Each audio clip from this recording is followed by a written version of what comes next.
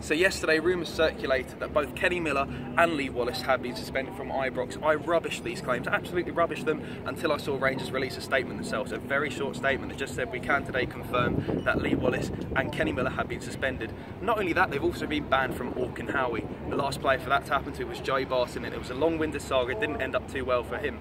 However, Kenny Miller and Lee Wallace yesterday allegedly went to a meeting that lasted 2 minutes. Wallace turned up in his tracksuit, so perhaps Wallace already knows what's coming for him, as does Kenny Miller. Kenny Miller's contract's already up in the summer. He's 38 years old, so it was looking like he was going to leave anyway, but Wallace still had a year left on his contract. As the title says, what you need to know, here's what allegedly happened. Apparently after Sunday's game, Lee Wallace went up to Graham Murty and questioned him about his approach and tactics. Now allegedly Kenny Miller backed him up too.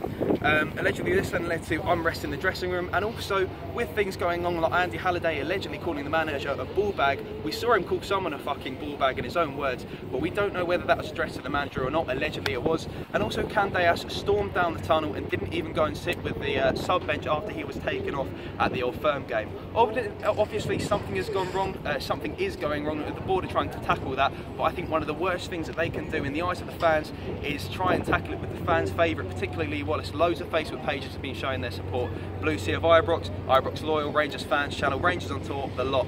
Fans have also been making Lee Wallace their profile picture, and I'm going to do the same. I fully support the man, but also we may not know the full story. Just like when you see a video online and you make a judgment, we don't actually know what's happened. This is allegedly what's happened. I'm sure we will find out in the future, but I'd very much like the club to be more transparent when it comes to telling the fans what's going on.